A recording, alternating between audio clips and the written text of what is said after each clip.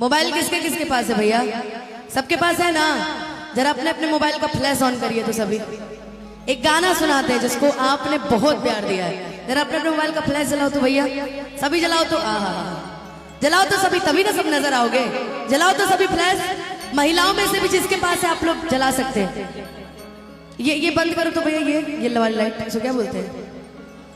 हाँ शार्पी, जो भी हो बंद कर दो भैया, ये जो घूम रही है लाइट। जरा जलाओ तो सभी अपने अपने मोबाइल का फ्लैश। वाह रे वाह, कितना सुंदर लग रहा है। जलाओ जलाओ जलाओ जलाओ जलाओ जलाओ जलाओ, सब सब जल्दी जल्दी जल्दी। आगे वाले भी जल्दी जलाओ जलाओ। जल गया।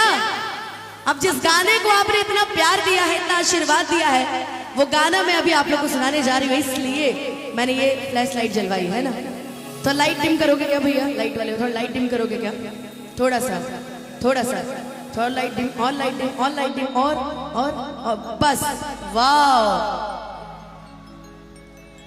तो आपकी फरमाइश पे आप ही की पसंद का वो खूबसूरत सा गाना काट दीजिए भैया।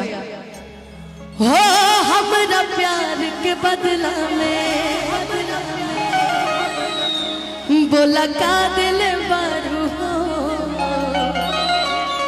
कि तू जब दिल बारू हो दादा का दिल